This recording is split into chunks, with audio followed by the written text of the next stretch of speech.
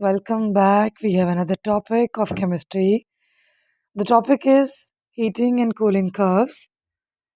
ये कर्व हमें बताएगा कि किस तरह से जब हम इंटर कन्वर्जन ऑफ मैटर पढ़ते हैं तो then from one state of matter to other state of matter जब भी कोई मैटर की चेंज आती है उसमें एनर्जी और टेम्परेचर का क्या रिलेशन है, कैसे ये चेंज होता है।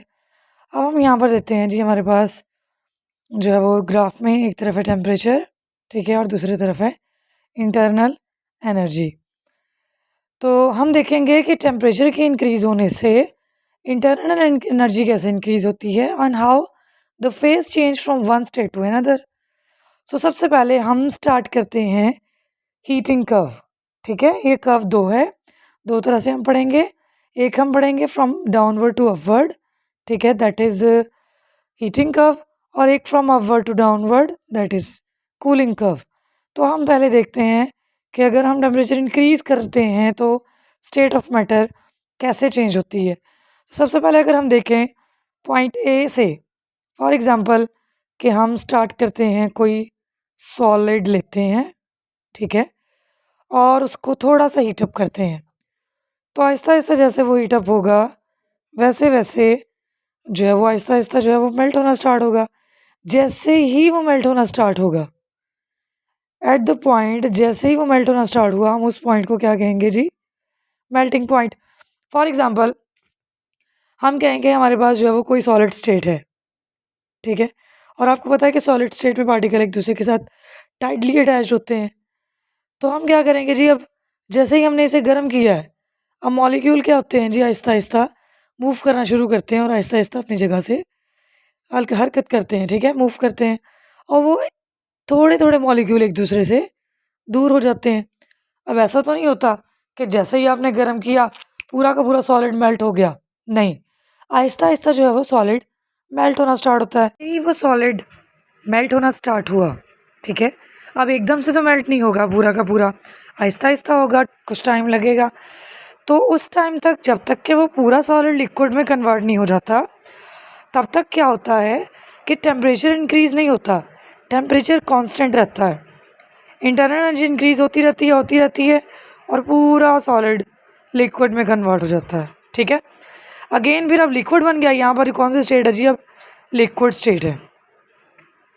लिक्विड स्टेट से जैसे ही अब गर्म फिर करना शुरू करते हैं, आहिस्ता आहिस्ता वो लिक्विड गर्म होता रहता है, वेपर्स बनते रहते हैं, गर्म होता है, और एट द एंड वो वेपर प्रेशर एक्सटर्नल प्रेशर के इक्वल, और the point the temperature is called boiling point. उस वक्त जाके बॉइलिंग पॉइंट स्टार्ट हो जाता है, यानी कि अब पॉइंट डी पे आके लिक्विड बॉयल होना स्टार्ट हो गया।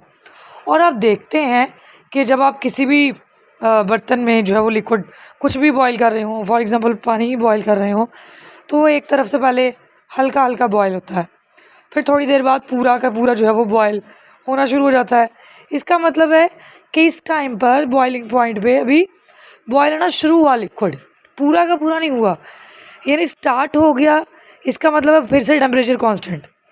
अब आप देखिए कि टेम्परेचर यहाँ से चेंज नहीं हो रहा, टेम्परेचर उतना का उतना ही है, इंटरनल एनर्जी इंक्रीज़ होती जा रही है, लिक्विड बॉयल होता जा रहा है, और यहाँ पर आके पूरा लिक्विड बॉयल होना स्टार्ट हो गया, और लिक्विड बॉयल हुआ और वेपर्स बना शुरू हो गए, एंड दैट इज़ वेपराइजेशन, ठीक है।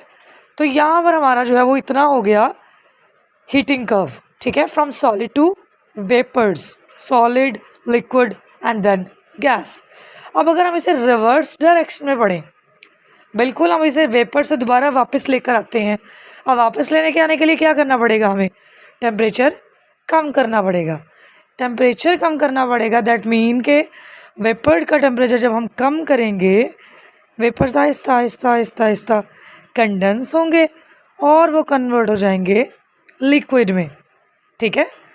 लिक्विड में कन्वर्ट होने के बाद जैसे ही हम उसे देखेंगे कि आहिस्ता आहिस्ता वेपर लिक्विड में कन्वर्ट होना शुरू हुए, फिर वो कुछ वेपर्स, फिर थोड़े और वेपर, थोड़े और वेपर, और आहिस्ता आहिस्ता सारे वेपर्स लिक्विड में कन्वर्ट हो जाएंगे। एट दैट टाइम अगेन फिर टेम्परेचर वही, इंटरनल एनर्जी कम हो गई, फिर जो है वो यहाँ पर आते आते सारा वेपर जो है वो लिक्विड में कन्वर्ट, उसके बाद हम फिर से टेम्परेचर को कम करते जाएंगे, करते जा रहे हैं, एक पॉइंट ऐसा आया, अब वो लिक्विड फ्रीज होना शुरू हो गया, अब वो सॉलिड बनना शुरू हो गया। अब जब सॉलिड बनना शुरू हुआ, that point is called freezing point. ठीक है, फ्रीजिंग पॉइंट। यहाँ पर अब स्टार्ट हुआ फ्रीज होना, दैट मीन यहाँ पर अब वो आइस बननी स्टार्ट होगी, फॉर एग्जांपल लिक्विड से। तो यहाँ से आइस बनती जा रही है, अगेन वही टेम्परेचर कांस्टेंट रहेगा, इंटरनल एनर्जी कम होती जाएगी, और एक पॉइंट आएगा कि पूरा का पूरा वो लिक्विड दोबारा से सॉलिड में कन्वर्ट, और हमारे पास अगेन सॉलिड स्टेट आ जाएगी। ठीक है, तो इस टाइम पे क्या होता है जी, हमारे पास ये जो रिवर्स कर्व है that is called cooling curve. अब पॉइंट टू रिमेंबर क्या है जी, हमें इस लेक्चर में क्या क्या याद रखना है, that the heating and cooling curve graph will help us to understand the interconversion of physical states, यानी मैटर की फिजिकल स्टेट कैसे कन्वर्ट होती हैं, हमें उनमें हेल्प आउट करता है। उसके बाद इट शोज 2 पैटर्न्स। कौन से पैटर्न जी, heating curve and cooling curve. Then energy changes occur during the conversion, obviously energy change हो रही है, एनर्जी हीटिंग कर्व में ज़्यादा हो रही है और कूलिंग कर्व में कम हो रही है। And what is the internal energy? Internal energy mean the total energy that will be equal to kinetic energy plus potential energy. आपको पता है कि 2 तरह की मेन एनर्जी होती है, काइनेटिक एंड पोटेंशियल।